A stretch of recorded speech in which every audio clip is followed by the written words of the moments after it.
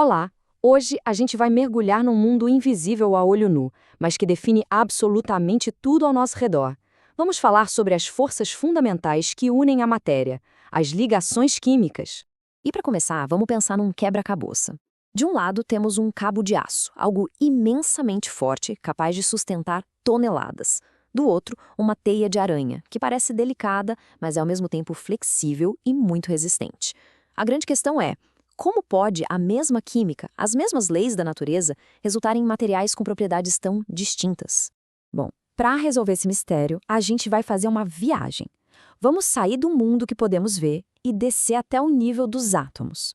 A gente vai entender por que eles se unem, como eles fazem isso e, o mais importante, como essas uniões acabam moldando todo o mundo material. Então a primeira pergunta é: o que leva os átomos a interagir uns com os outros? A resposta para isso, no fundo, se resume a uma busca constante por um único objetivo: a estabilidade. E o princípio que guia essa busca é a famosa regra do octeto. Basicamente, os átomos querem atingir a mesma configuração eletrônica de um gás nobre, ou seja, ter 8 elétrons na sua camada mais externa. Essa regra é a grande força por trás da maioria das reações e ligações químicas. Pensa assim: é como uma bola no topo de uma colina. Ela naturalmente vai rolar para o ponto mais baixo, onde tem menos energia e fica mais estável. Para os átomos, formar ligações é exatamente esse processo de descer a colina e encontrar um estado de maior estabilidade energética. Certo. Se o objetivo é atingir a estabilidade, como é que os átomos conseguem fazer isso? Existem basicamente 3 estratégias principais que eles usam. Vamos dar uma olhada em cada uma delas. A primeira estratégia é a mais direta. É um jogo de doar e receber. Um átomo simplesmente transfere elétrons para o outro. Isso acontece tipicamente entre um metal e um não metal. O átomo de metal doa um ou mais elétrons, e com isso fica com carga positiva. O átomo de não metal recebe esses elétrons e fica com carga negativa. E como a gente sabe, cargas opostas se atraem. Essa forte atração eletrostática é o que a gente chama de ligação iônica.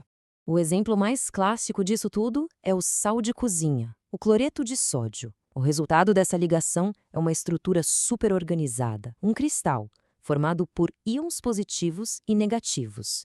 É isso que faz o sal ser um sólido duro e cristalino. Ok, vamos para a segunda estratégia. Aqui não se trata de transferir elétrons, mas sim de compartilhar. É uma abordagem muito mais cooperativa. Essa estratégia é comum entre átomos de não metais. Como nenhum deles tem a tendência de doar seus elétrons, a solução é compartilhar. Eles juntam seus elétrons em pares, que passam a pertencer aos 2 átomos ao mesmo tempo, satisfazendo a regra do octeto para ambos. Essa união forma unidades bem definidas que nós chamamos de moléculas. E lembra da teia de aranha lá do nosso enigma inicial?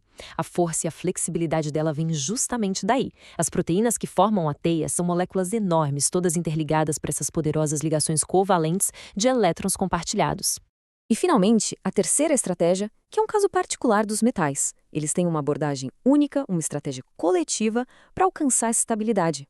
Nos metais, os elétrons da camada de valência não ficam presos a um único átomo. Eles se desprendem e formam uma espécie de mar de elétrons que se move livremente por toda a estrutura, em volta de uma rede de íons metálicos positivos. É esse compartilhamento coletivo que mantém toda a estrutura do metal bem unida. E é justamente esse mar de elétrons que explica as propriedades dos metais, como a resistência do aço nos cabos do Pão de Açúcar. A força e a capacidade de conduzir eletricidade vêm desses elétrons livres. E com isso, a gente fecha a outra parte do nosso enigma. Muito bem. Vimos as interações lá no nível atômico. Agora, vamos conectar tudo isso com o mundo macroscópico, com as propriedades das coisas que a gente consegue ver e tocar no nosso dia a dia. Essa tabela resume tudo perfeitamente. Repara só, tanto as substâncias iônicas quanto as metálicas costumam ter pontos de fusão e ebulição bem altos, porque as ligações são muito fortes.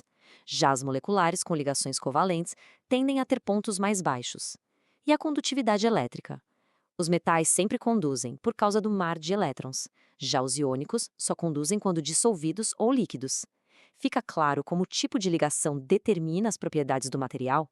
No fim, do sal que tempera a comida à tela por onde se assiste a essa apresentação, a história do nosso mundo é contada por essa linguagem invisível, mas extremamente poderosa das ligações químicas.